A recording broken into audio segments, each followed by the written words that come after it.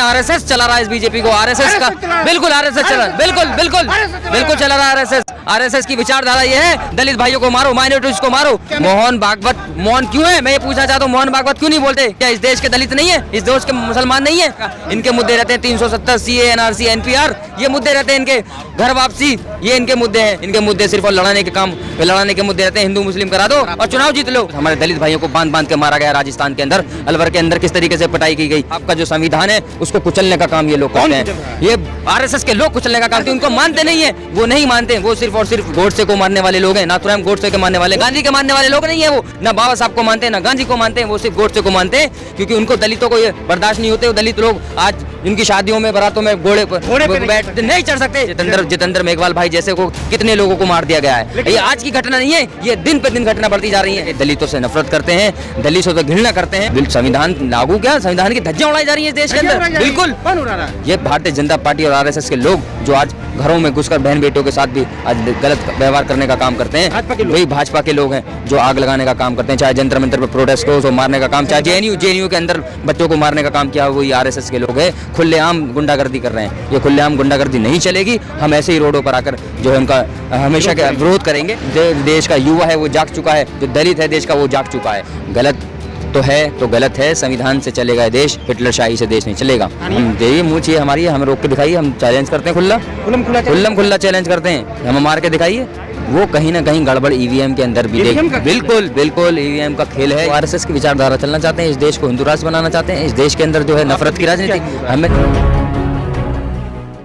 ये देख सकते हैं जिस तरीके से हमारे दलित भाइयों के साथ अत्याचार होता है, वो पूरे देश प्रदेश के अंदर, और जो सरकार यहाँ बैठी हुई है सत्ता के अंदर, भारतीय जनता पार्टी की सरकार, बीजेपी की सरकार है, बिल्कुल बीजेपी की सरकार ने आज दलितों के साथ वो अत्याचार कर रखा है पूरे देश और प्रदेश के अंदर। वो आप देख सकते हैं आरएसएस चला रहा है इस बीजेपी को, आरएसएस का बिल्कुल आरएसएस चला, बिल्कुल चला रहा है आरएसएस की विचारधारा ये है दलित भाइयों को मारो, माइनॉरिटीज को मारो, उनका काम यही रहेगा। अगर कोई दलित के साथ अत्याचार होता है उस पर कोई भी ट्वीट नहीं करता है, सिर्फ वो ट्वीट करेगा जो बड़े जो हमारे ठाकुर भाई उनको ट्वीट कर। क्या गलती है दलितों की हत्या में? मोहन भागवत मौन क्यों है, मैं ये पूछना चाहता हूँ, मोहन भागवत क्यों नहीं बोलते? क्या इस देश के दलित नहीं है, इस देश के मुसलमान नहीं है? इनकी विचारधारा हमारे देश की नहीं है। हिंदुस्तान के अंदर जो भी वासी रहता है वो हिंदुस्तान का वासी है, और आज महंगाई की मार से मारे दे रहे हैं। और देश के अंदर आज देख सकते हैं डीजल पेट्रोल के क्या सीएनजी क्या दिन पे दिन महंगाई बढ़ रही है, उस पर कोई बात नहीं करेगा। इनके मुद्दे रहते हैं 370 सीए, एनआरसी, एनपीआर, ये मुद्दे रहते हैं इनके,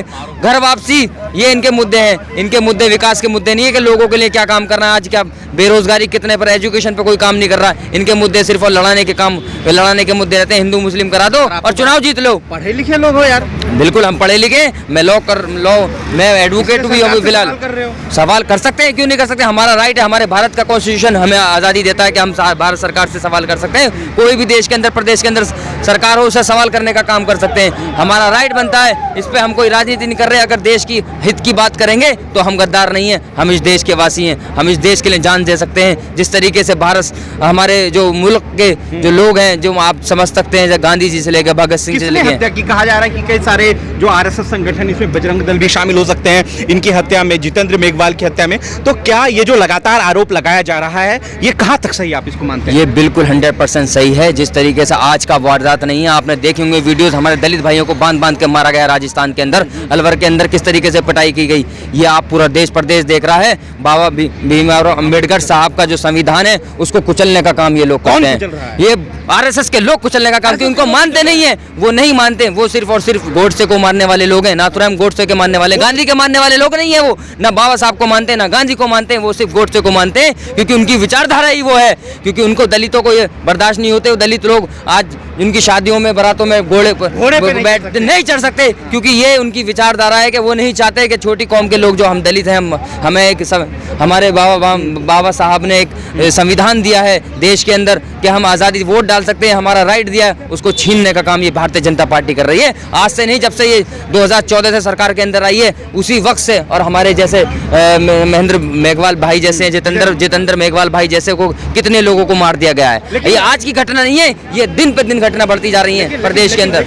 नरेंद्र मोदी और मोहन भागवत तो ये साफ साफ कह रहे हैं कि अगर संविधान सबसे ज्यादा लागू हुआ है तो इस रिजीम में मोदी शासन काल में सबसे ज्यादा डॉक्टर भीमराव अंबेडकर साहब को इज्जत दी गई है और नरेंद्र मोदी जो है दलित खुद पिछड़े जाति से आते हैं। बिल्कुल झूठ बोल रहे हैं, ये बिल्कुल सफेद झूठ है। पूरा देश और प्रदेश समझता है कि दलितों से नफरत करते हैं, दलितों से घृणा करते हैं। और जो है जिस तरीके से राउत वमिला को मारने का काम किया था, वो देखा होगा पूरे देश प्रदेश में दलित भाइयों की आवाज उठी थी और ये आवाज उठती रहेगी। यहाँ से सड़क से लेकर संसद तक हम लोग इस आवाज को उठाएंगे। हम किसी से तो बात ही नहीं हो रही। संसद में बात हमारे हनुमान बेनीवाल साहब हैं, राजस्थान से MP हैं, उनको वो हमेशा दलितों की आवाज़ भी उठाते हैं, जो मजदूरों की आवाज़ भी उठाते हैं, जो सारे लोग हैं हमारे जो दबे कुचले लोग हैं उनकी आवाज़ उठाने का काम करते हैं। ऐसे कुछ चुनिंदा MP हैं जो आवाज़ उठाते हैं, उनका काम ये है सिर्फ आवाज़ उठाने का। लेकिन आज देश और प्रदेश में कौन सी सरकार है वो पूरा भारत देख रहा है। जिस तरीके से ये कांड किया जा रहा है देश और प्रदेश के अंदर, आप देख सकते हैं सम्मान नहीं हो रहा दलितों के साथ अत्याचार हो रहा है। उसी अत्याचार के खिलाफ संविधान लागू नहीं हो रहा है देश में। संविधान लागू क्या, संविधान की धज्जियां उड़ाई जा रही है इस देश के अंदर। बिल्कुल कौन उड़ा रहा है? ये भारतीय जनता पार्टी और RSS के लोग जो आज घरों में घुसकर बहन बेटियों के साथ भी आज गलत व्यवहार करने का काम करते हैं, वही भाजपा के लोग हैं जो आग लगाने का काम करते हैं। चाहे जंतर मंतर पर प्रोटेस्ट को उसको मारने का काम, चाहे JNU के अंदर बच्चों को मारने का काम किया वो ये RSS के लोग हैं। खुलेआम गुंडागर्दी कर रहे हैं। ये खुलेआम गुंडागर्दी नहीं चलेगी। हम ऐसे ही रोडों पर आकर जो है उनका हमेशा विरोध करेंगे। बिल्कुल, नरेंद्र मोदी क्या क्यों नहीं करेंगे? भारत का संविधान हमें जेल में आपको कर दिया जाएगा, कोई दिक्कत नहीं, जेल में कर दिया जाए, लेकिन हम अपने संविधान के लिए आवाज उठाएंगे क्योंकि भारत के संविधान को मानने वाले लोग हैं हम। बाबा भीमराव अंबेडकर के संविधान को मानने वाले लोग हैं हम लोग विचारधारा पे चलते हैं। हम कोई एक विचारधारा नहीं, हम पूरे हिंदुस्तान में चाहे हिंदू मुस्लिम सिख ईसाई सबको चाहते हैं, सब लोग भाई आपस में मिलकर रहें। और हमारे गुजर भाई समाज के लोग भी हैं, जीतू भाई और भूपी भाई, ये भी हमारे साथ रहते हैं। तो ये भाईचारा प्रेमचारा होना चाहिए। ये नहीं कि नफरत की राजनीति आप डाला दो, हिंदू मुस्लिम करा दो और फिर चुनाव जीत लो, ये नहीं चलेगा। अब देश का युवा है वो जाग चुका है, जो दलित है देश का वो जाग चुका है। आप ये नफरत फैलाने का काम नहीं कर सकते। न्याय हमें मिलेगा, हम न्याय लेकर रहेंगे। अगर हम सड़कों पर रहेंगे जब तक न्याय नहीं मिलेगा बिल्कुल नहीं उठेंगे और हम अपनी मांग मनाकर जाएंगे। जिस तरीके से राजस्थान में हमारे साथ गहलोत सवाल जवाबदेही बनती है, उसकी जवाबदेही बनती है। जिस तरीके से आए दिन बलात्कार हो जाते हैं उस पर चुप रहते हैं ये लोग। इनका काम ये है कि अगर कोई दलित के साथ हो जाए तो कुछ नहीं, अगर कोई किसी बड़ी जाति के साथ हो जाए तो सबसे पहले ट्वीट करने का, अगर कोई अग्रिम जाति के लोग हैं तो सबसे पहले ट्वीट इस देश के प्रधानमंत्री करते हैं, एक्शन लेते हैं, ट्वीट भी करते हैं। चाहे भारतीय जनता पार्टी की सरकार कोई सी भी स्टेट में हो, गलत तो गलत है। संविधान से चलेगा देश, हिटलरशाही से देश नहीं चलेगा। गांधी को मानने वाले लोग हैं हम, वो गोडसे को मानने वाले हैं। ये विचारधारा का जो समीकरण है वो पूरा देश और प्रदेश समझता है। और हम सीधी बात कहते हैं कि हम अपने भाई के लिए इंसाफ की मांग कर रहे हैं, करते रहेंगे जब तक हमारी जान के अंदर खून है, जो हमारी बॉडी है उसके अंदर खून है, जब तक ये हम मांग करते रहेंगे। और हम संविधान के हिसाब से चलने वाले लोग हैं। हम कोई हिंसा नहीं करेंगे, हम प्यार मोहब्बत से प्रोटेस्ट के जरिए और अपनी मांग को संसद तक पहुंचाने का काम करेंगे। और हम अपने MP के पास अभी मिलने जा रहे हैं, हनुमान बेनीवाल साहब से। उनसे भी हम ये बात रहेंगे कि आप संसद में जाइए और आवाज़ उठाइए दलितों के। अगर आपको राजनीति करनी है तो पे ताव देने से ही नहीं, यही तो दिक्कत है ना, वो उनको बर्दाश्त नहीं होता। जी ये मुँह चाहिए हमारी, हमें रोक के दिखाइए, हम चैलेंज करते हैं खुल्ला चैलेंज करते हैं, हमें मार के दिखाइए।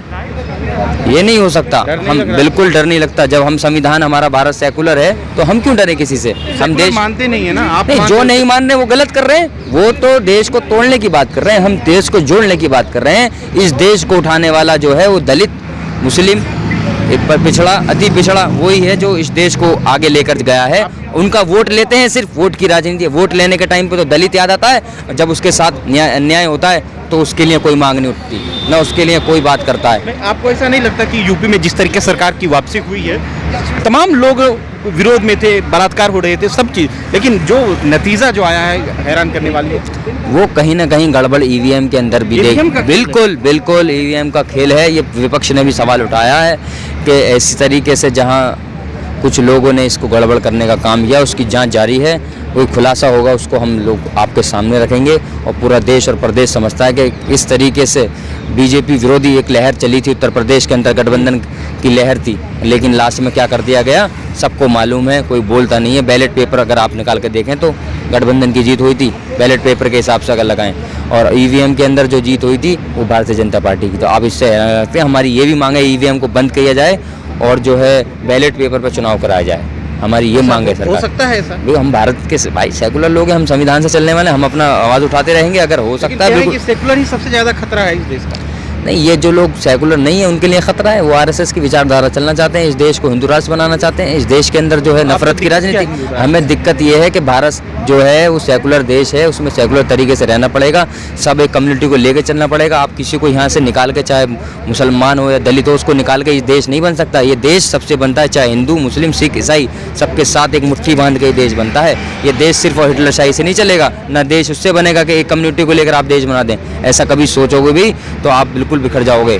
मोहन भागवत ने भी कहा, योगी आदित्यनाथ ने भी कहा कि हिंदू राष्ट्र तो होना ही चाहिए, हिंदुओं की संख्या ज़्यादा है। क्या ये मैं बताता रहा हूँ, ये इनकी विचारधारा शुरू से यही है कि हिंदू राष्ट्र बना दें, लेकिन ये बना नहीं पाएंगे क्योंकि अभी देश के अंदर जो है जमहूरियत जिंदा है, कानून जिंदा है, जमहूरियत जिंदा है। बिल्कुल जिंदा है।